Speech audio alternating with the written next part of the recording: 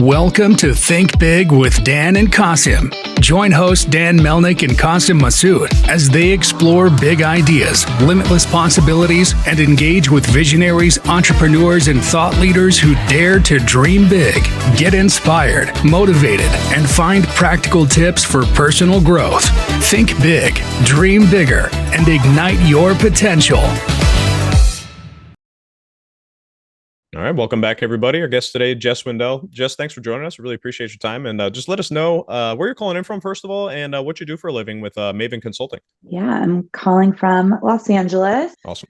Moved back just recently, so getting settled. And yeah, I have a full funnel PR firm for emerging and established CPG brands with Maven Consulting. Awesome. Yeah. So tell me a little bit more about your background. I mean, what kind of got you into the consulting side, and when did you actually start that business as well? Yeah, so Maven is about 3.5 years old now, and I started on the agency side, majored in PR, did the traditional PR agency route for about 7 years, and then went in-house for a brand, Perfect Bar. It's the original refrigerated protein bar here in Southern California, and was there for 5 years during their really high growth phase right before selling to Mondelez. And then I stayed 1 year post-acquisition to Mondelez before starting Maven in summer of 2020. So you kind of had that experience, like working with obviously growing a brand and seeing what it takes and all the like hurdles that are there along the way. And then you just found some ways that you obviously help this brand to grow. Thought you could kind of share that out there with other brands. And is that kind of why you started the agency?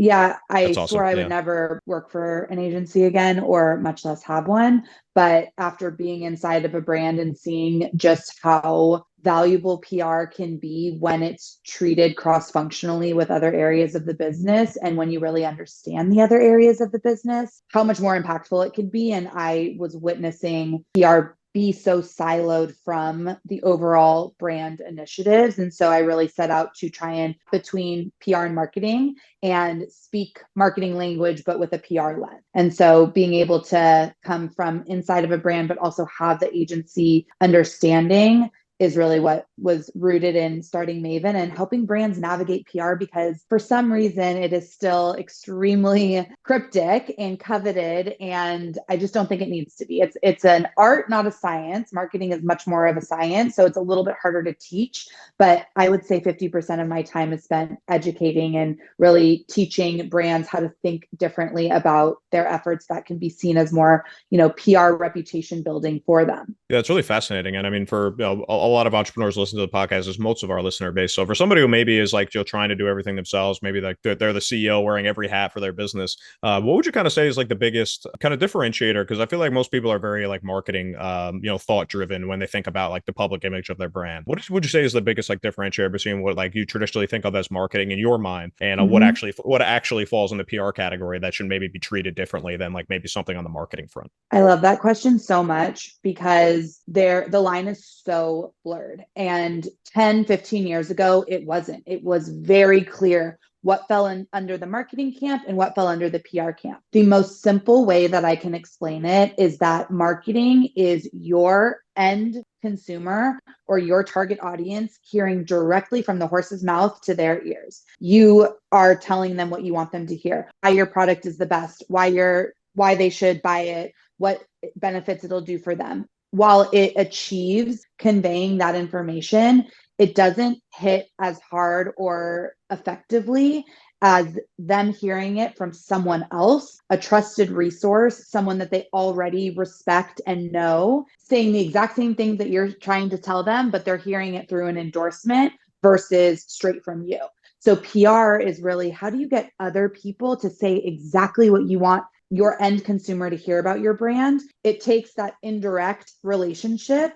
And that's where media, influencers, podcasts come in, that endorsement is required. I need the buy-in from you to tell my client's story. And then your audience hears it from you because you endorsed it, not the client buying an ad on your podcast and saying, we have the best, most effective supplement on the market. They're hearing it, you saying, I take this supplement every day. I love it. It makes me feel this. Hits so much stronger. So you're basically saying it's a very simple sense that like, direct marketing is messaging put out from the brand to consumers, and any type, and PR in a sense is really any messaging that you're putting through any other medium that isn't yourself as a business, or any like entity that the business owns, whether it's their social media channels or their YouTube or whatever. Yeah, and again, it's really blurred because you could Mm-hmm. say influencer marketing, for example, is a mix between shared, paid, and owned media. Mm-hmm. It's oftentimes paid for, but why influencer marketing is still so valuable is because there is that endorsement that is still required. Most influencers will not share something that they don't personally love and endorse. Additionally, there's still a storytelling or a relevancy component to it that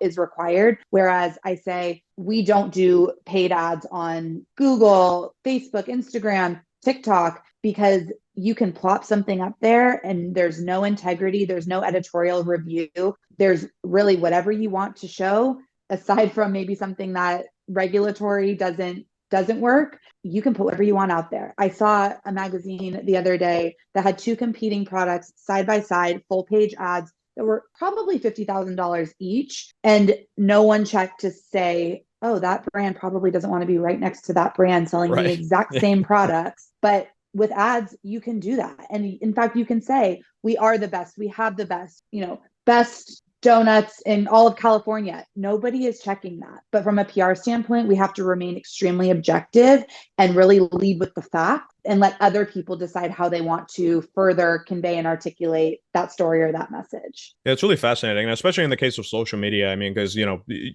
something we talk about on the podcast today is going to show up on my Instagram feed this afternoon. You know what I mean? So when that happens, I feel like that's exactly the same example as like the two things in the magazine, like you talked about. That's like, I speak about pumpkin pie. My whole feed is going to be like 100 brands doing the exact same thing right after each other again and again and again. So I think that's a really interesting way to differentiate that too, where, because you're not constantly flooded with like per se influencers like talking about the same things. Like it might be the people that you like and that you follow that have similar interests, but they may be talking about very different things. Like the straight advertising is definitely more that like flooding of like the same messaging of similar brands. So Yeah. I think that's a really, Good it's a really point. intuitive way to think about it. Yeah. And exactly what you're saying about, pumpkin season comes and you just get flooded. You can't. I just had a brand today ask me, should we not go all in on back to school because it's so saturated? And I said, no, from a marketing standpoint, you absolutely should play in that game. Mm-hmm. Your brand is primed for that. Don't miss out on an opportunity to be relevant during that time frame.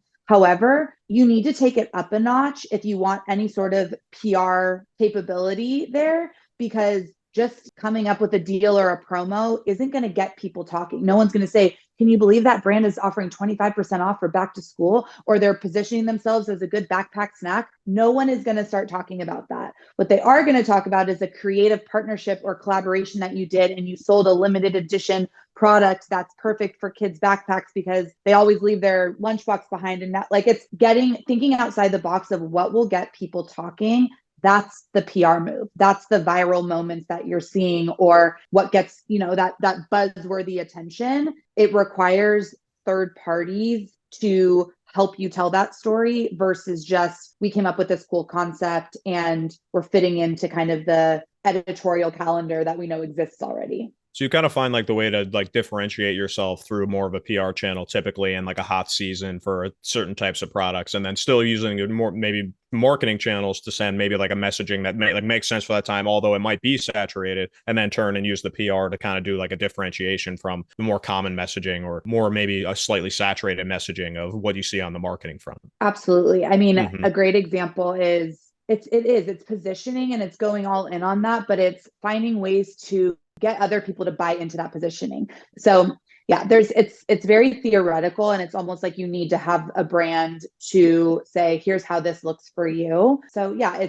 it's nuanced to the nth degree. It really is, but it is, I love really defining the difference between the two, because I think today that they're so blurred, but there is that really like clear differentiation of somebody else telling your story. Why should they tell your story? Does it excite them? Does it entertain them? Do they want to be seen as someone who's in the know? Or, you get feedback when you share things with people, right? Why do you go to brunch on a Sunday morning and tell people about your favorite new Stanley Cup that you have? It's because you love it and you want to be seen as a thought leader or a trendsetter. So how do we make people feel like they're in the know, or that they've come up on something that they can't wait to tell someone else? It's a skill, and it's something that I think over time you get better and better at, but it certainly is something that I think it's a different way of thinking for marketers. No, it certainly is. And I don't think it's something that's talked about enough. I mean, just like in like intra-entrepreneurial circles, I mean, I think most people just think about marketing and everything is just kind of all encompassing. And the strategy behind each piece of marketing is kind of the same.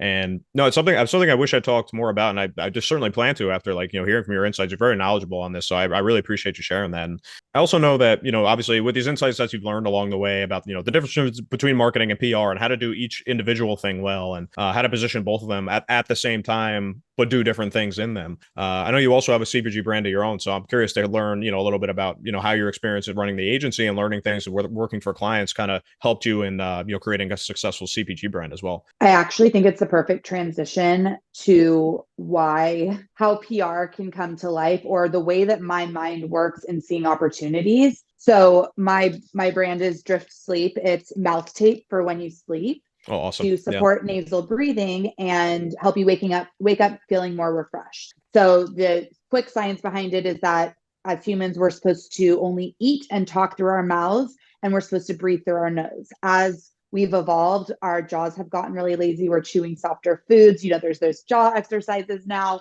and our mouths fall open when we sleep, causing us to breathe through our mouths while we're sleeping. And if you're sitting here listening, you're not sitting here with your mouth open. We know consciously to close our mouths, but at night, if we're sitting there for 8 hours, we're not getting nitric oxide through our bloodstream, which essentially oxygenates our bloodstream and gives us more energy. So that's what your nose filters air differently than your mouth. I heard about this because I was pulling all-nighters when I first started Maven, and I wasn't sleeping. And I asked a friend of mine, how do I get more efficient sleep? I need 8 hours and 4 hours. What do I need to do? And he asked me if I was a mouth breather. I said, I think so. People have taken photos of me with my mouth open while I'm sleeping. And I thought, how have I not heard about this? This is crazy. Thinking about, what even like these red light masks, this is all coming to light, no pun intended, but weird wellness trend. I thought to myself, this is something that it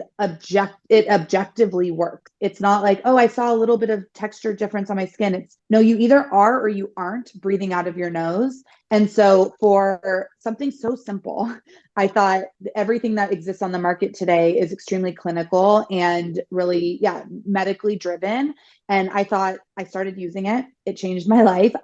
Feeling a million times better than I ever did before. Just so much more energy, not like I have to stay in bed for another hour. And for something to make such a difference in my life, I thought this is going to take off. And this is 3 years ago. My business partner, Lindsay, and I kind of, just did some landscape analysis. And I thought this, for how much it changed my life and for how unknown it is as something that doesn't require you to consume anything, no melatonin or CBD. It's not expensive. It's not a wearable, Oura ring. This really has some legs from a business standpoint, but even more so from a PR standpoint. I wanted articles that said, I tape my mouth shut for a month and here's what happened. And guess what? We've gotten them. And it's that thinking. I always think in headlines. What do we want the headline to be? It's this one hack literally changed the way I show up for my kids and my family every single day, because now I have more energy to do the things I love.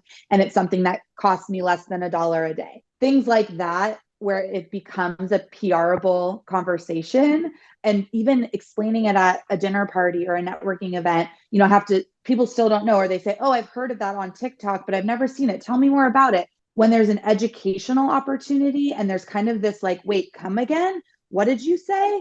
That creates the buzz where somebody at a dinner party says, oh my gosh, you're not going to believe this, but I started mouth taping and it makes me feel like a different person in the morning. That is PR right there in the most blatant form. And so I knew that, and I'm not giving myself a ton of credit, but there are very few, you come up with ideas every single day. And I'm like, oh, that's a business idea. That's a business idea. This is the only one that I've gone all in on, because I saw just how much white space from a PR standpoint there was. And since then, the market has gotten very crowded, but we were one of the first brands to really make it a beauty personal brand. So that's kind of, a good transition of just how I'm thinking about, why is this brand prime for PR? not every brand is primed for PR. If you don't have a lot of explanation or education around your product and it's just really straightforward. I mean, this cup that literally just, I mean, it doesn't even really keep anything cold. It just kind of makes sure that my hand doesn't get cold while I'm drinking it. It's a reusable cup. This is probably not a good brand for PR. It doesn't require a lot of education, information sharing. It's not anything remarkable. It doesn't have any bells or whistles. I would not tell this brand that they should invest in PR. Yeah, no, it's fascinating. And I mean, I can definitely see that. And when did you say you started DRYFT again? So we just crossed our 2-year mark. That makes sense. Yeah. Cause I feel like I've seen on my social media feeds things about sleeping mouth tape in the past, maybe 6 months, maybe a year at the most. So I definitely see what you mean when it's become a little bit crowded. I mean, I won't name any names, but I mean, I've definitely seen them out there. And how are you kind of, I guess from the PR standpoint, it obviously makes sense. And at that time, there certainly was a ton of white space. I don't think it was something that was being talked about, and the benefits are obvious. I use it myself. So like, I know exactly what you're talking about. Yeah. But how do you, I guess on the marketing side though, as well, how do you kind of think about your ideal customer for a product like this that can benefit everybody? Because that's always a challenge, obviously, with brands as well. As like, a lot of products can be good for every single person on the planet, but if the marketing messaging reflects that, it can always be, it's that old adage of like, if you try to appeal to everybody, you actually appeal to nobody. So how did you kind of grapple with that, those decisions, aside from the PR side to the marketing side of who you see as kind of your ideal customer demographic, psychographic, and those types of things?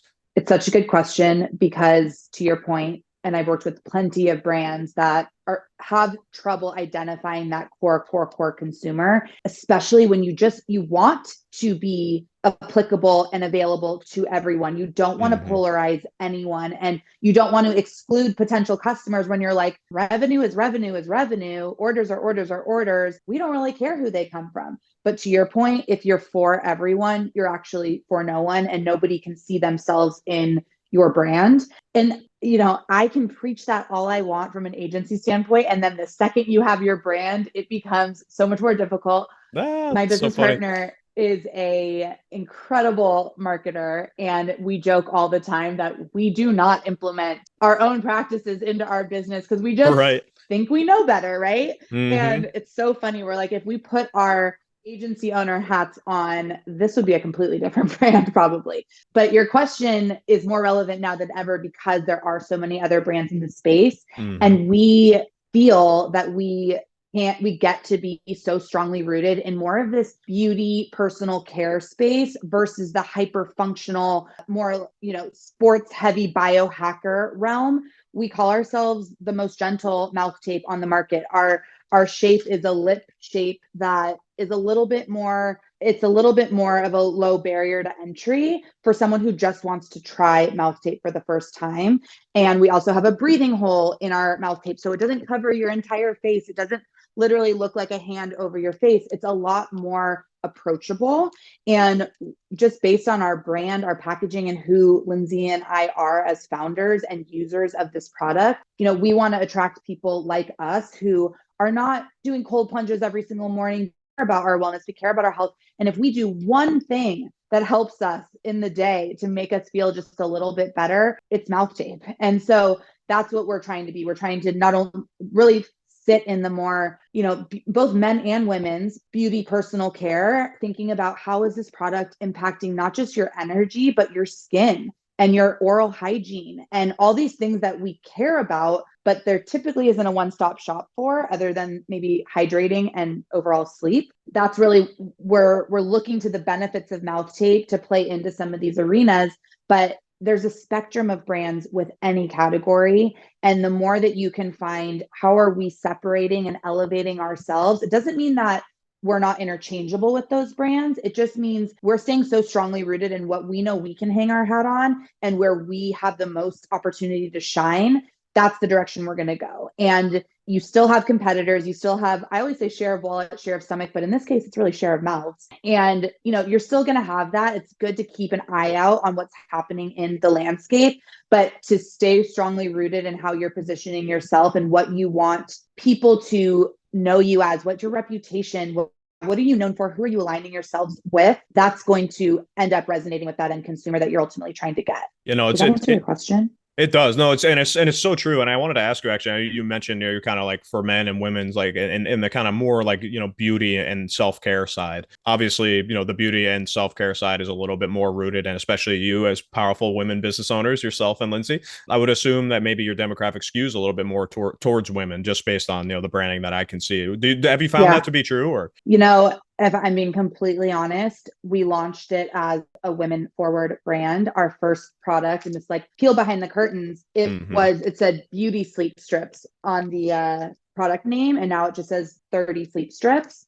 And what we found is that really in most categories, women are the purchaser and the end consumer, but men may very well be the end user. So we actually find a 50-50 split on our D2C website, but we know that a lot of women buy it and share it with their husbands or their partners or their friends. And we love that. We still have a lot of work to do in terms of evolving our brand to be really rooted in what we know our opportunity is down the line. But for right now, we don't polarize men by any means, and we certainly want to find more ways to show up in a men's kind of ecosystem, and that could be through aligning ourselves with other male oriented or brands that they are looking to for their own personal care. In fact, we were just talking to a buyer, and she was saying that the men's personal care space really is the opportunity right now because men do care about it. They just haven't had the products, and they haven't had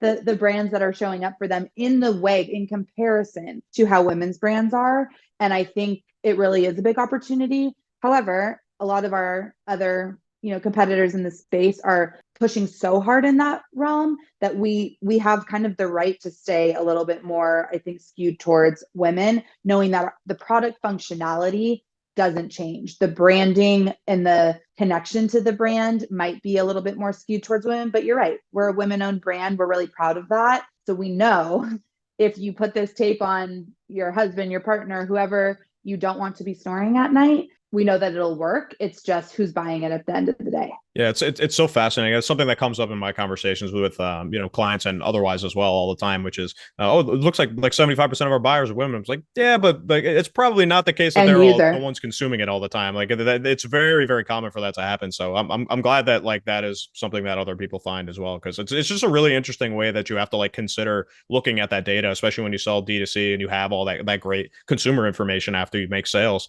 It's so interesting. Like, yeah. Kids products and pet products too. The kids and the pets are not buying your product, right? But so like, who are you really marketing to? Exactly. So, yeah. It's very similar thinking to that. Yeah, and that's why I was gonna ask you too in relationship to just kind of like the revenue channels that you operate in with DRYFT is. I know you said you were talking to a buyer, so assuming you're doing some retail. What's kind of the breakdown between what you're doing like direct to consumer? I don't know if you're on Amazon and then also like what's kind of the other side of it with your wholesale sales. What's the kind of breakdown there? Yeah, we launched as really a Amazon forward brand because we saw opportunity there. And as we all know very well, Amazon is its own beast. And after being wildly successful on Amazon when we first launched, after the first 8 months, they actually eliminated the category of mouth tape, which was a hit at first, given how well we were doing. But if we think about it as founders and operators, we were competing against these really low quality brands coming from overseas. We manufacture our products in California. And so they're US made, and we're really proud of that. And that increases our price point. And so to have a quality product that we feel comfortable with people putting over their mouths every single night, it was hard to compete on Amazon, not only from a what else is in the space standpoint, but also with how much you have to kind of feed the Amazon beast. And so the control is completely out of your hands in that regard. And so while it was a hit at first, it's opened up so much opportunity for us to go really deep in the channels that we know we can perform best in, which is our own D2C. We partner with over 250 experts and influencers that help us tell our story from a PR standpoint. And, they're driving traffic to our D2C store. We've also made a really concerted effort to go down the wholesale route. So being in wellness boutiques, med spas, dental offices, that has been a really strong route for us. And then about 6 months ago, we in Urban Outfitters, Anthropologie, and we just launched in store at Free People. And so we're really cutting our teeth in the retail side of things and really excited to expand that. And that's what we see. I mean, D2C, you can run all day. There doesn't need to be as much infrastructure, but we're really excited for the fact for people to find us in person and for people to discover this and be able to touch it and feel it and understand it and have samplings and demos. This product requires context. This isn't something that people, for the first time that they see it in store, are going to just pick up and buy unless they've heard about it about 5 times before, somebody's been talking about it, and it's a pretty low, price point that they can try it. We have sample packs that we give out regularly. So the retail environment requires a certain level of kind of just messaging and marketing happening outside of that retail channel, which we believe we've been building up over the last 2 years. Yeah, no, it's amazing. And one of the biggest pieces of advice I hear from, CPG brands that I interview that, have been around for 10 to 15 years is post-COVID, it's so, so important to just maintain an omni-channel presence. I mean, I think a lot of people had to learn that the hard way, leading up to COVID. A lot of people had all their eggs in the retail basket and the wholesale basket. And unfortunately, some of those growing brands are the first ones that get cut out when something like COVID happens or some kind of financial crisis, regardless of the rest of everybody else. When that happens to a wholesaler or a retailer, the first ones to go are, the growing players that are probably most dependent on that, those revenue streams. So I think you have a really great nuanced perspective on the different channels that you're operating in and making sure that, you're not having everything on retail or everything in D2C or everything on Amazon. I think it speaks to your obviously expertise in the industry and what you're doing. So I absolutely love what you're doing. You're super knowledgeable. I've really enjoyed chatting with you, Jess. And I just want to ask one question I always love to ask everybody that comes on the podcast. I usually ask, if you could go back and start again with your brand, what you would do differently. But I guess in this case, I'm just really more curious, like if you were to give advice to somebody who's starting out on like a CPG, venture project for the first time, what advice would you give to yourself if you could go back, or to somebody starting out for the first time? I think my best piece of advice would be in short, it would be do your research more than you think you should. But that also involves talking to people who have been in your shoes, multiple times or in very similar scenarios. I think we all go into it a little blindly, whether that's a service-based business, really any business, right? And we all think we have this great idea. I talk to a lot of founders who, think they have the best product or brand on the market. And I have to bring to them what my findings are and say, have you seen this? Did you know about this? Did you see where things were trending? And I think it's very exciting to be in a vacuum where you think you have the best and brightest thing. And I just can't stress enough how important that initial research is, and talking to people and resourcing out information, but also testing and learning, not launching so big so quickly. Lindsay, I will never forget, said to me, I really hated our first packaging. It was a box. I was like on vacation when I approved the design, and I just will forever regret it. But she said, if you're not embarrassed by the first product you're putting out, you're waiting too long to put it out. And I was like, fine, send it to print. And she's right, because as soon as you put it out to the world, you get to iterate, but make sure that you're not so far in that you can't take that feedback and the insights that you gain from real world, validation. So I just think it's really easy to start a brand these days. You can source from just about anywhere. You can have an Instagram, a website in a day. So don't let the low barrier to entry prevent you from really doing your due diligence before you start something. No, it's so true. And it's such good advice. And to your point, I mean, it's kind of exactly what I'm trying to do with the podcast, is just kind of bring some nuanced perspective to, people who are maybe early on in their entrepreneurial journey, or maybe, and even more seasoned entrepreneurs, maybe just off on a CPG venture for the first time, because it's just a whole different business than coming from software or anything like that. So I'm really happy to have you on to be a part of that. I think you offer a ton of great perspectives. So just want to say thank you for your time again, Jess, and just wish you the best of luck, continued success. I love what you guys are doing. And I really appreciate your time. We'll be sure to follow up in the near future as well. Look forward to staying in touch. Thank you so much. So fun. Thank you. Thanks, Jess. Thanks, everybody.